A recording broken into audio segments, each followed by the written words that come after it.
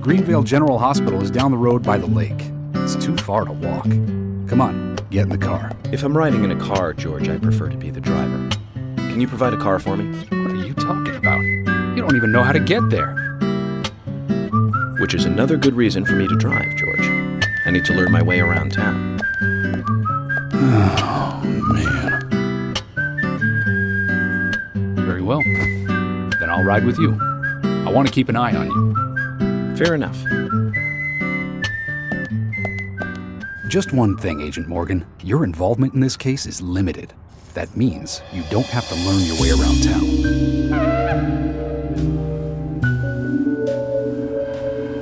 George, we'd better get moving. The hospital closes at 2100.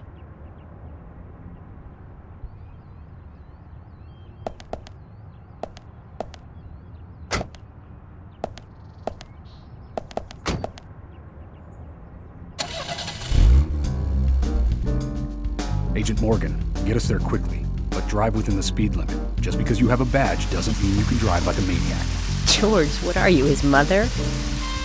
We just need to get the autopsy results. Agent York isn't accustomed to the town yet. Give him a little slack.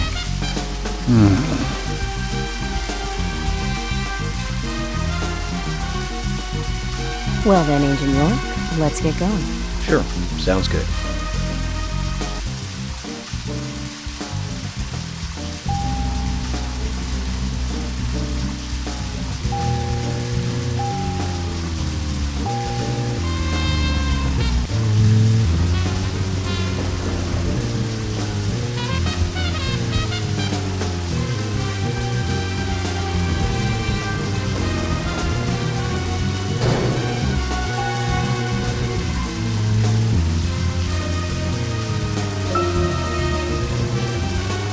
Agent Morgan, I can't help noticing you prefer to work alone. Most of the time, yes. Don't you get lonely, flying all over the country alone? I must say I've never felt lonely. Are you married? Unfortunately, relationships and I are fleeting strangers. I don't get on very well with women, you might be surprised to hear. That's because you're young. You notice things like that at my age. You have to treat women carefully, like a thin crystal wine glass. If you don't, they can cut scars on your face, just like yours, right? George, is this an interrogation? I see you're a seasoned professional.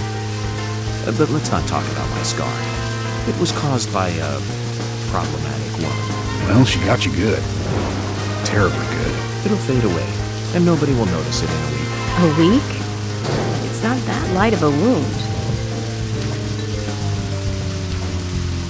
So, Emily, tell me, is there really a need for a full-time sheriff in a small town like this? I'm sure it is small to your city eyes, but any gathering of people...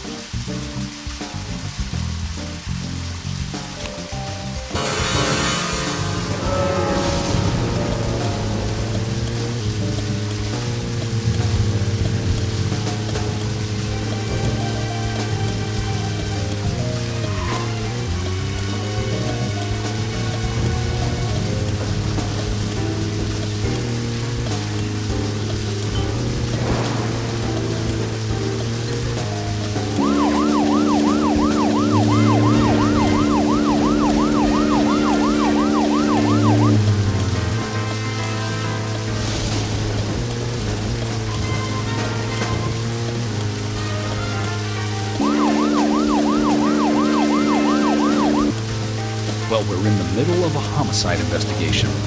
Keep your mind on the matter at hand. He's right, Agent York. We still don't know your way around. Concentrate on driving us to the hospital.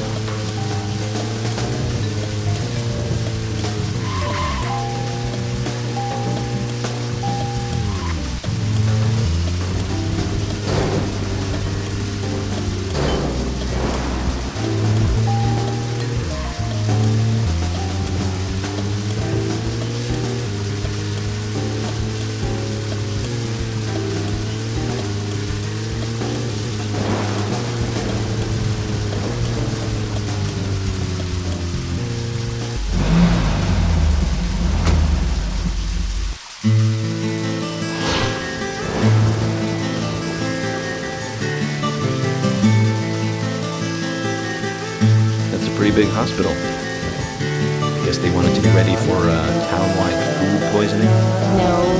It's another leftover from the town's prosperous slumber days. Hard to imagine now, though, isn't it? My mother always talked about how energetic this town used to be. Almost like a gold rush, she used to say. Impressive. But the hotter the fever, the faster it cools. And so now there's hardly anyone left to use this place. Pains me to watch my hometown lose so many citizens. Beyond your understanding, I'm sure. Yes, I'm sorry to say that it is. Indeed. That's why this case is our problem. There really isn't any need for me to get too involved.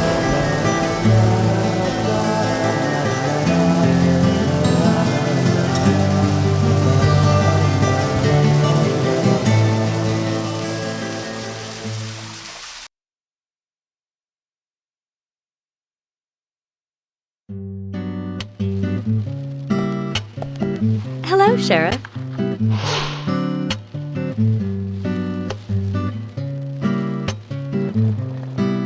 Hi there, Fiona. We're here to see Usha. Do you know where he is? I think Dr. Johnson is in the computer room. A computer room? In a hospital? Nice to meet you, Mr. FBI agent. The computer room is where our employees share a computer. Very nice to meet you, too. I'm FBI Special Agent Francis York Morgan. How did you know I was FBI? Easy. None of the police in this town wear cologne. Besides, that scar on your face is the biggest rumor in town. Rumors get exaggerated as they spread, even in the countryside. What's that you're reading, if I may ask?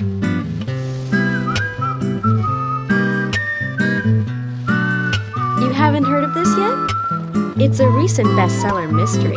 It's set in the U.S., a small traditional North American town close to the Canadian border. A peaceful, traditional place. However, that peaceful town is shattered by a terrible crime, the murder of a local girl. And that incident causes grief and sadness to everyone in town. But everyone feels the seditious, heinous evil still lurking alive. Yes, much like the situation right now here in Greenville. Fiona, don't say that. Sorry, I shouldn't have said that. With Anna dead and all. Don't worry. Books are written to entertain. It's good you're enjoying it. What we're faced with here is a terrible crime committed in a real world. Much different from that of a novel. So there's no need to apologize. Thank you, Agent York.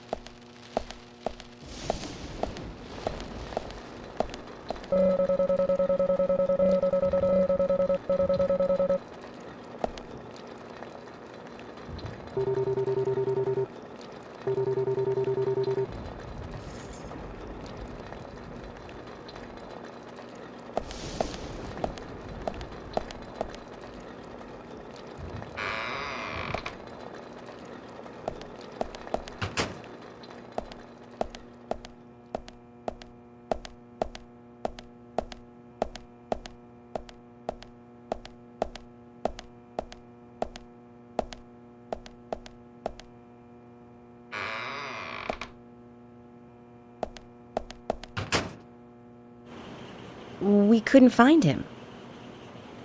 Fiona needs to check her information.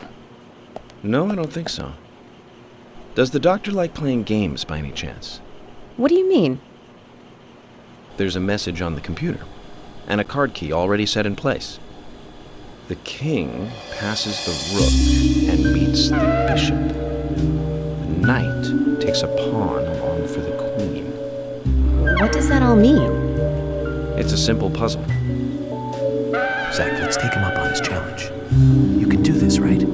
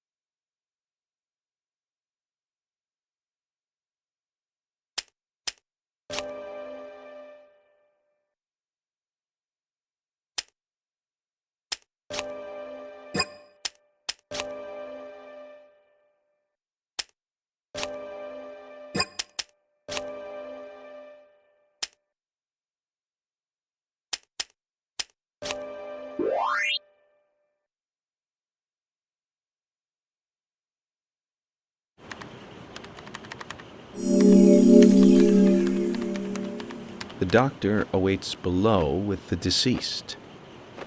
Another code? But there's nowhere to insert a password. More games. I'm going to get Fiona to call Usha up here right now. No need, George. The message appeared with the card key. It's telling us where to use it. This is not the time to be joking around, Agent Morgan.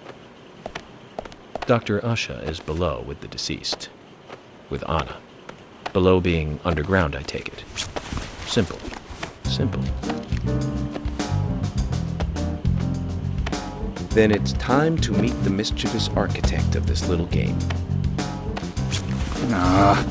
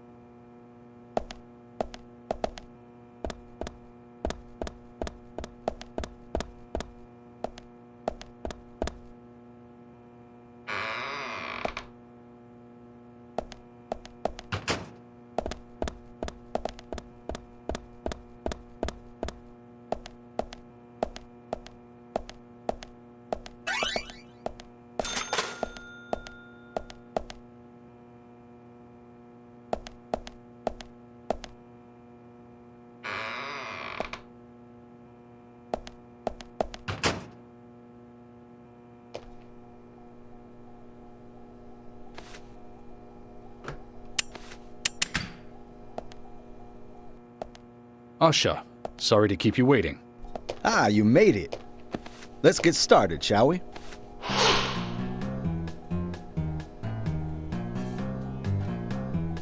This is Agent Morgan from the FBI. Nice to meet you. I'm Usha Johnson, the doctor in this hospital. FBI Special Agent Francis York Morgan. Please call me York. Everyone calls me that. Very well, Agent York. Are you a forensic practitioner? Let's just say I've dealt with corpses before. That battle of wits, by the way. Did you create that yourself? I just wanted to see if our FBI agent could handle the task. I see. Well, it was pretty fun. Oh, I'm glad you liked it. We don't have much time. We need those autopsy results.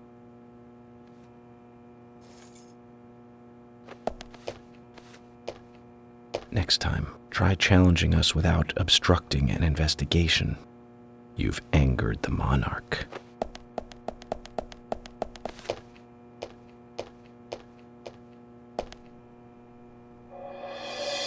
From the onset of rigor mortis, the stiffening of the muscles, the time of death is estimated to be between 20 and 2200 hours. That's still quite early for such a crime to take place. Note that there are 2 exterior wounds, pressure marks around the neck, and a long cut running from chest to abdomen. Blood marks on her right hand tell us she was gripping something round in her right hand.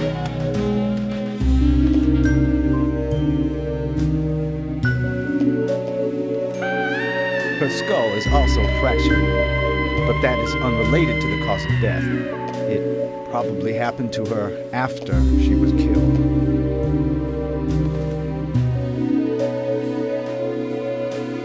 Now, I first thought death by suffocation, due to the marks on her neck. But after further investigation, I now have a different conclusion. The direct cause of death was loss of blood from the wound.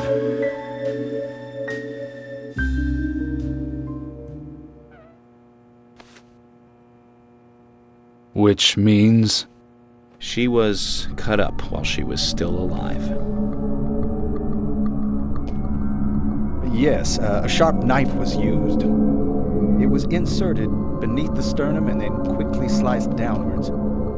The excessive loss of blood from her internal organs is what actually killed her. Her nails are clean, and with no skin cells from the attacker. She also doesn't appear to have been bound nor badly beaten. She was apparently killed without resistance.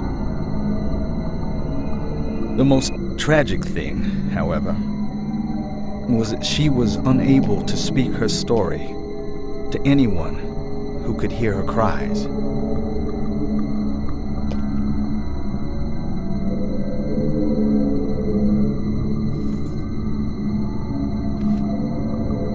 The perpetrator cut out Anna's tongue. Well, I believe she was drugged first to phase her consciousness, and then the killer killed her. Now, the killer most likely has a deep, traumatized past concerning women. He probably cannot converse with them normally.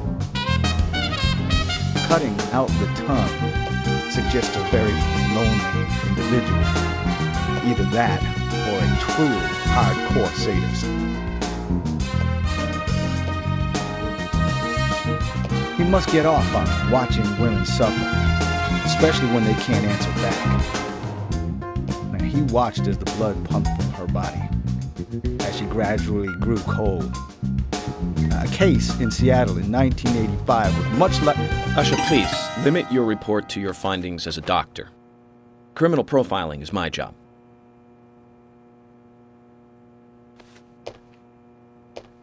You're wrong, also. Anna died fully, deeply, painfully aware of what was happening to her. But, Tell me, what time did it stop raining on the night Anna was killed? Just before I went to bed, right after the movie on TV ended, so around 1 a.m.? What movie was it? An American Werewolf in London. Directed by John Landis, 1981. So the rain stopped, accompanied by the ending song, Blue Moon. George, would you mind if I examined Anna myself? What more do you hope to find? I'm sure I mentioned that I have a personal interest in cases like these.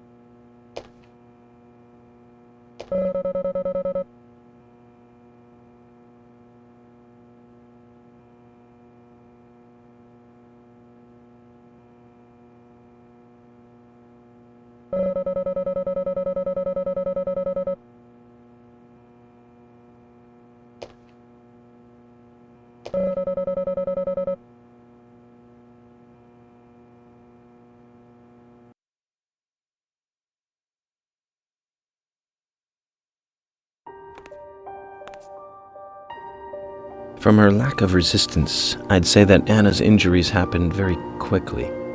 Unable to speak, she was then left to cry herself to death. Zach, it's all starting to come together. The perpetrator stayed with her for at least 2 hours until it stopped raining. At the estimated time of her death, it was still raining, but you can still see tear marks on her cheeks. That means she was killed under a roof somewhere. She was then carried into the woods after it stopped raining. There's one other thing. Her tongue was removed with a very blunt knife. In fact, it's more likely it was simply chopped off. Asha, are you a passionate man? Well, not particularly, but I am man enough should the moment call for it. George, how about you? I'm very passionate. Yes. Especially when it comes to women. But I don't see what that has to do with anything. George, the perpetrator is just like you. He's passionate about women. He's a passionate kisser. This was a kiss of death. The perpetrator bit off Anna's tongue. We'll never get a dental print from a wound like this. But this is still a big lead.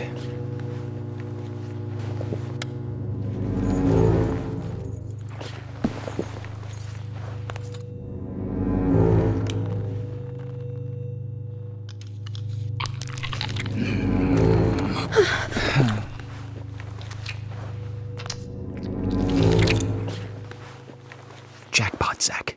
A shame, but our old-time all-American sightseeing tour just came to an end. This case is now under the jurisdiction of the FBI. I'm assuming command. I'll need you to assist me in the investigation. What in the hell do you mean, Agent Morgan? I know I said I was passionate, but you can't think I did this. That's not why I'm assuming command, George. You're a suspect just as much as every other passionate man on Earth. Let me show you something.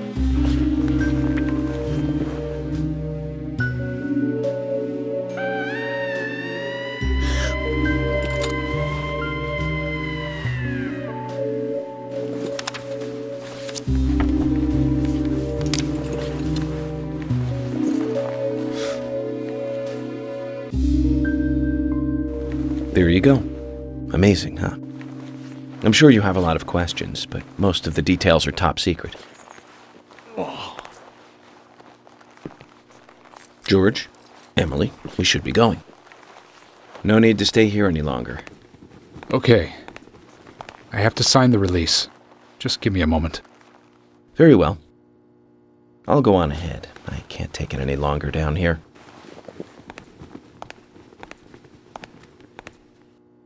Bishop takes queen. His rook takes your queen. Then your knight takes rook. And checkmate. Huh?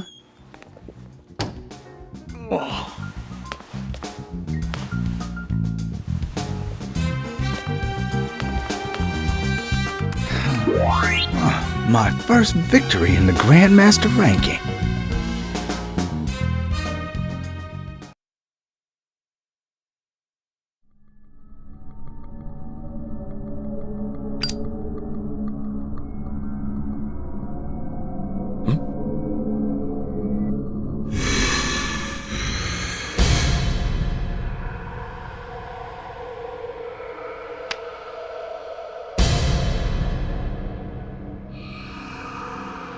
Zach, they're here.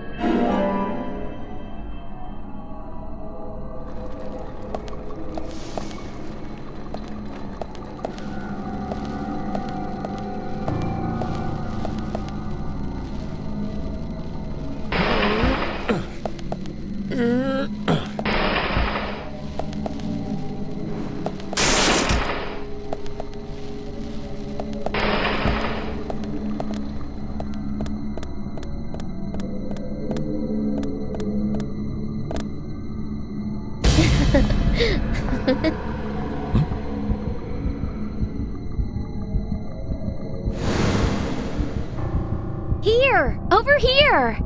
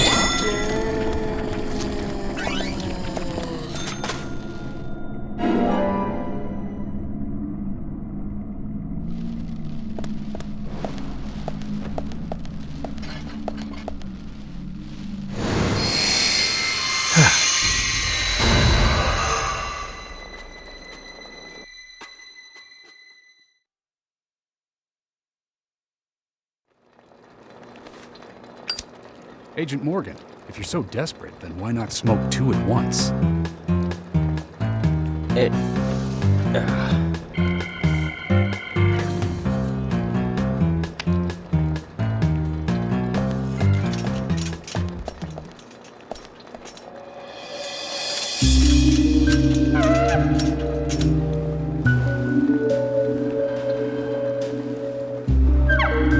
Who's that old man? That's Harry. Harry Stewart. One of the bigger problems around here. His father started up the lumber trade and founded this town. As I'm sure you can see. Always dressed like that, never speaking to the townsfolk. And just FYI, he owns almost the entire town. Not that that makes any difference. So long as I'm around, he won't be getting away with any funny business.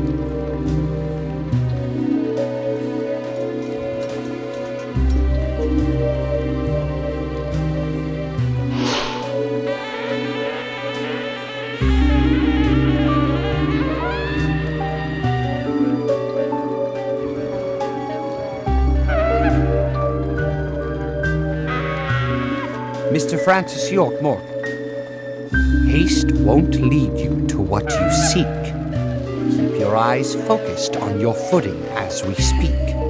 So says Mr. Stewart.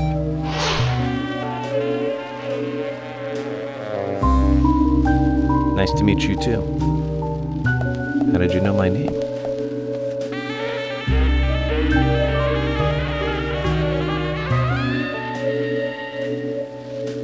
Mr. Francis York Morgan, information desires you, just as you desire information too. So says Mr. Stewart. Harry, stop trying to get in our way. Keep this up, and even you'll have to answer to the law.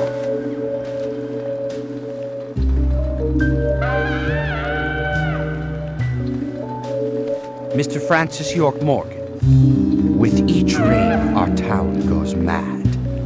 To our disdain, unpreventable. So sad. So says Mr. Stewart. Thanks for the warning. Then we shall depart, Mr. Francis York Morgan.